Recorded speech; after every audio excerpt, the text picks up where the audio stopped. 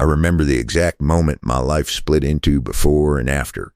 November 14th, 8:42 p.m. I checked my phone right before walking through the door. I came home early from a business trip to surprise my wife. Flowers in hand, red velvet cupcakes from her favorite bakery. 3 days early, the house was dark except for the kitchen light. Sarah was on the phone, whispering which was wrong. My wife didn't whisper. The neighbors knew her grocery list, but here she was, voice barely above a breath, and I caught 2 words before she heard the door. My brother, I froze. Sarah and my brother Mark hated each other. That was family fact. Mark thought Sarah was high maintenance. Sarah thought Mark was a loser who never paid back loans. They tolerated each other at Thanksgiving, and that was it. So why was she whispering his name on a Tuesday night? She hung up when she heard me. Her smile was too fast, too rehearsed. You're home early. Not welcome back. You're home early. Like I had ruined something. I told myself there was an explanation. I slept next to her that night.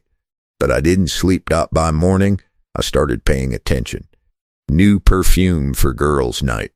Phone never leaving her hand. Password changed. Gym membership used twice, but she was gone 3 hours every Tuesday and Thursday, and Mark suddenly stopped asking for money. Bought a new car. Couldn't look me in the eye at Sunday dinner. 3 weeks to confirm what my gut already knew. Phone records. Following her when she said she was at yoga. Watching my life unravel one text message at a time. December 8th. I walked into Mark's apartment at 6:15 p.m. She was there, on his couch, in his shirt. The shirt I bought him for his birthday. She cried. He apologized. They said it just happened, and I didn't yell. I didn't cry. I said 4 words. I want a divorce.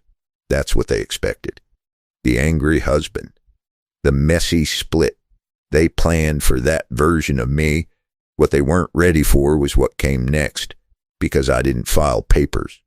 I didn't tell our parents. I didn't tell anyone. I started planning. Betrayal doesn't make you weak. It makes you patient. When someone destroys your world, you have nothing left to lose. I spent the next month playing the devastated husband. Let them see me broken. Let them think I was drinking alone. Let them believe I was too ashamed to fight back. Meanwhile, I documented everything. Text messages. Hotel receipts. I hired a forensic accountant. Traced every dollar Mark had borrowed. Found joint credit cards in my name. Found their vacations 6 months before I caught them paid for from our joint account. Then I found the thing that changed everything. Our house. The one my grandfather built in 1962. The one my parents left to me. The one Sarah was trying to claim so she could sell it and split the money with my brother. That's when I stopped being hurt and started being dangerous. The next 2 years looked boring from the outside. Small apartment. Work, home, no dating. No drama. When people asked about the divorce, I said it was in process. When they asked about my brother, I said we were working through things. Vague, forgettable, but behind closed doors, I built something. Step 1, the house. I didn't just fight Sarah's claim. I demolished it. My grandfather's original deed. My parents' will. A paper trail so clean her lawyer went pale. The judge dismissed her claim in 17 minutes. She spent 2 years dreaming about that house. Gone before lunch. Step 2, the money. $47,000. Joint funds Sarah funneled to Mark. Vacations, car down payment. All documented. All illegal. I could have pressed charges. I chose not to. Not yet. Step 3, patience. I let them get comfortable. Let them think I moved on. Mark started a contracting business. Sarah got her real estate license. They bought a condo. Instagram smiling, happy, like they hadn't destroyed someone to get there. I waited until Mark's business was thriving. Contracts, employees, something to lose. I waited until Sarah closed her first big sale. Started calling herself a self-made businesswoman. I waited until they were exactly where they wanted to be.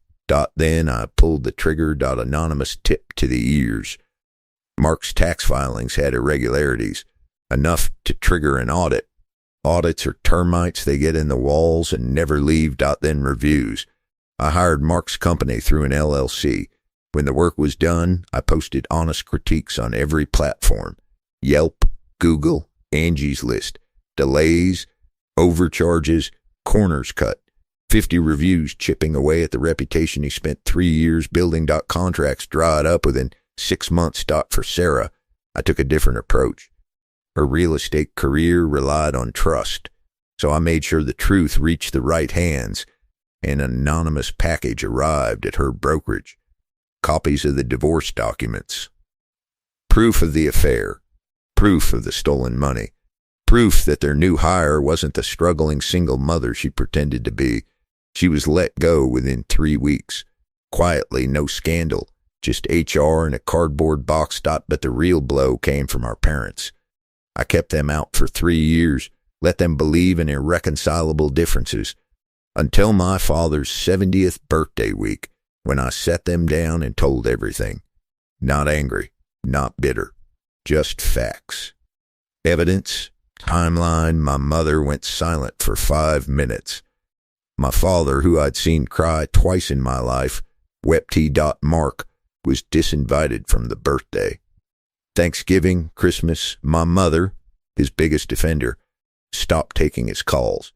The family that enabled his betrayal became the instrument of his isolation. 6 months later, Mark called.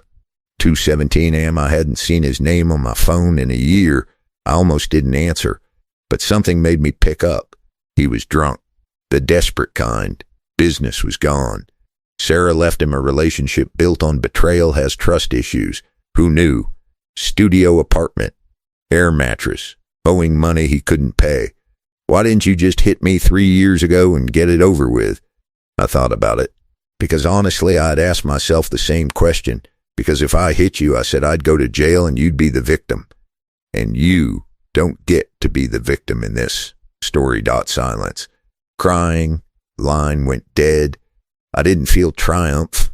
I felt done, like I could finally breathe all the way in. Here's what 3 years taught me about revenge. Real revenge isn't about hatred. Hatred consumes you, burns you hollow. Real revenge is reclaiming your power, looking at people who destroyed you and saying, you don't get to define my story anymore. My wife and brother didn't destroy my life. They tried. But what they actually did was show me exactly who they were. And once you know, you can't unknow. I don't hate them now. That's the strangest part. When the smoke cleared, I felt relief. Relief I found out before kids.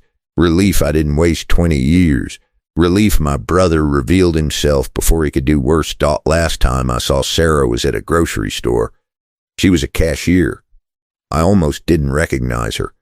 Our eyes met for maybe 3 seconds. She looked down first. I paid at a different register, sat in the parking lot for 10 minutes, feeling something I hadn't felt in years. Peace. Not victory peace, just peace, the quiet kind. The kind that comes when you stop fighting battles that were never yours. Mark still calls sometimes. I don't answer, not from anger, because there's nothing left to say.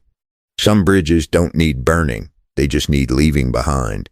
I bought a new house last year, small place near the water. Got a dog golden retriever named Gus.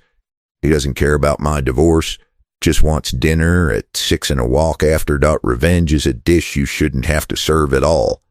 But if someone forces you into the kitchen, cook something unforgettable. Karma doesn't need your help. But sometimes, just sometimes, it accepts volunteers.